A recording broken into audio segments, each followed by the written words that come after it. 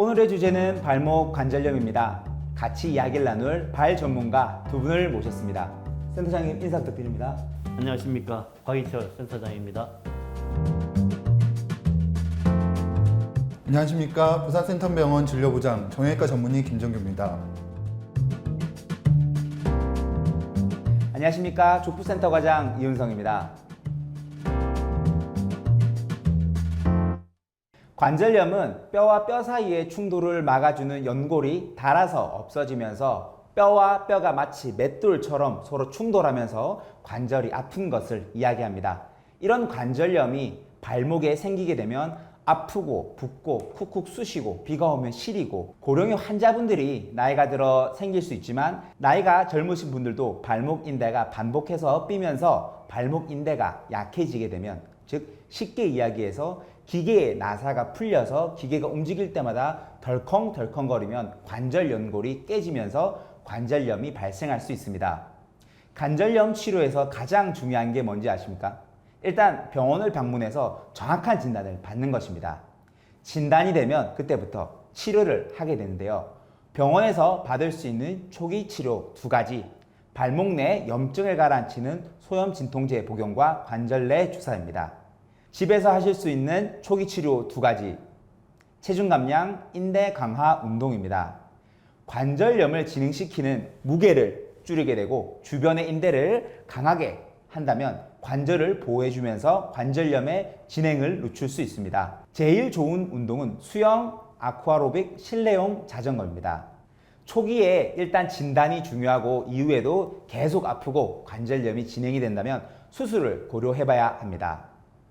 수술은 내 발목을 살려서 고쳐서 쓰는 관절경과 교정술을 이용한 수술과 내 발목이 관절염이 너무 심해서 살려서 쓸 수 없는 경우 발목 고정술이나 발목 치환술을 할 수 있습니다.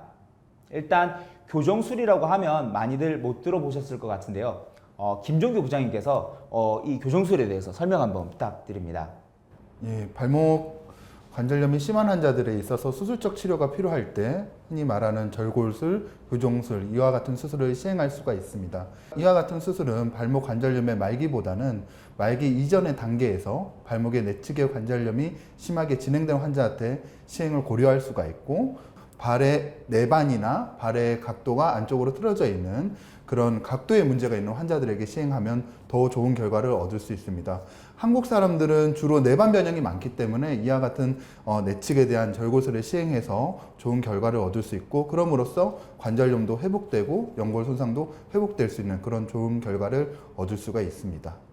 부장님, 그 교정술의 경우에 그 수술의 시기나 나이는 언제가 제일 좋다고 생각하십니까? 관절염의 여러 단계가 있는데 그 여러 단계 중에서 2단계와 또 3단계 A 단계에서는 발목의 내측의 관절 간격이 줄어들게 되고 그래서 연골 손상이 진행되는데, 그 단계에서 발목 각도의 변형이 있는 사람들은 누구나 다 시행할 수 있지 않나 그렇게 생각합니다. 다만 나이가 70세 이상의 고령의 환자들에 있어서는 어떤 뼈의 회복력이나 또 그 이후에 어떤 수술들을 고려해야 되는 부분도 있기 때문에 나이보다는 어떤 관절염의 단계가 더 중요한 수술의 기준이 된다, 그렇게 말씀드리겠습니다.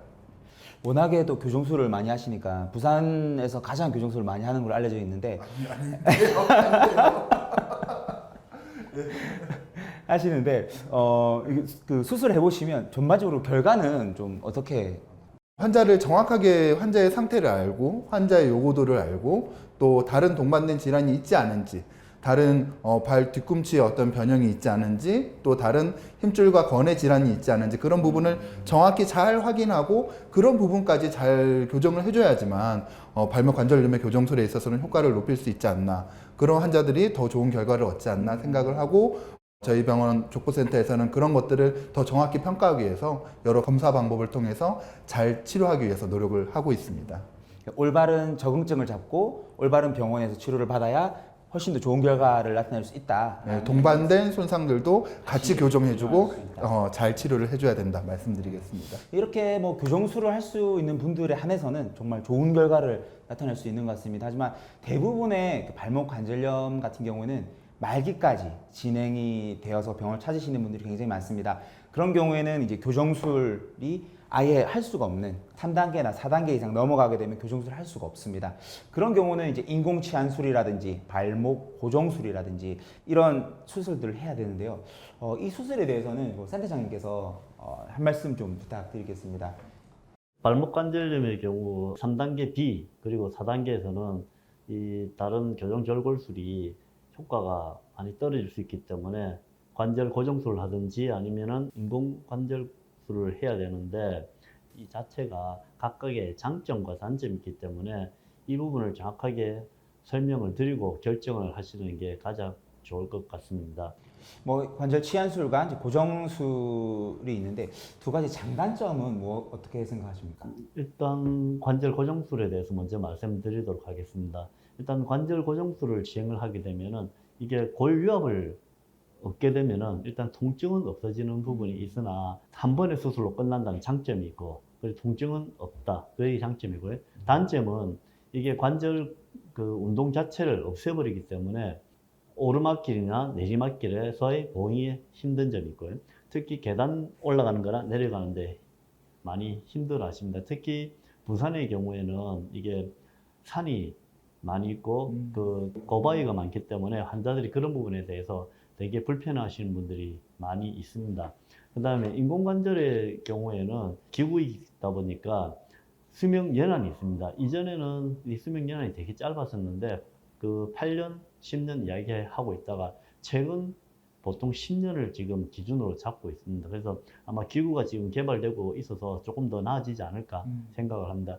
가장 큰 단점은 무릎이나 고관절 같은 경우에는 이게 인공관절을 한 뒤에 다시 재치환술이 필요할 때 인공관절을 할 수 있으나 아직까지 족부 족관절에서는 이게 인공관절 이후에 다시 인공관절을 할 수 있는 방법이 제한점이 많아서 다음 재수술할 때는 다시 후에 관절 고정술을 해야 된다는 그런 단점이 가장 큰 문제점으로 생각이 됩니다. 저희가 이전에 많이 해왔던 수술은 관절 고정술을 많이 해왔습니다. 지금은 인공관절을 더 많이 원하는 상태입니다. 근데 아직까지는 두 가지가 서로 양분되어 있는 상태고 각각의 장단점에 대해서는 정확한 설명과 그리고 환자와의 그 신뢰관계를 회복한 상태에서 결정하는 게 제일 좋을 것 같습니다. 발목 고정술의 경우는 이제 장점은 이제 통증이 없다라는 게 장점이고 단점은 관절을 움직이는 게 조금 힘들다가 단점이고 인공 치안술 같은 경우에는 관절을 잘 움직일 수 있다는 장점이 있지만 재수술이라든지 10년이 지났을 때에 그 다음 수술이 어려울 수 있다라는 단점이 있다고 말씀을 좀 해주신 것 같습니다. 저도 이제 환자분들을 만나보면 제일 궁금해하시는 게 인공 치안술을 하게 되면 발목이 어느 정도까지 움직이느냐, 그리고 발목 고정술을 하면 아예 발목을 못 움직이느냐, 이런 질문을 굉장히 많이 하시거든요. 그거에 대해 좀 답변을 좀 줄 수 있으시겠습니까? 발목 고정술을 하게 되면은 이 경골과 밑에 있는 거골 자체를 묶어버리기 때문에 하나의 뼈로 만들기 때문에 관절 운동 자체는 없어지는 게 맞습니다. 없어지는 게 맞는데 거기에서 발목 운동이 일어나는 게 아니라 앞쪽에 있는 그 거골하고 주상골하고 그 다음에 저 종골하고 입방골 사이에 또 관절이 있습니다. 그 관절에서의 운동이 일어나면서 그걸 보상해 주는데요. 실제로 그 운동이 잘 되시는 분들은 발목 운동이 잘 된다고 생각하실 수 있습니다. 그래서 발목 고정술이 잘 된 경우에는 실제로 결과가 좋으신 분도 상당히 있었는데 왜 인공관절이 개발이 되었냐면은 유압술 자체가 뼈가 잘 안 붙는 경우도 있고 인공관절은 관절 운동이 한 80% 정도는 이전 정상 범위에 회복이 된다고 보시면 됩니다. 근데 워낙 이 관절 자체의 변형이 심하거나 아니면 이전에 강직이 된 기간이 오래됐던 분들은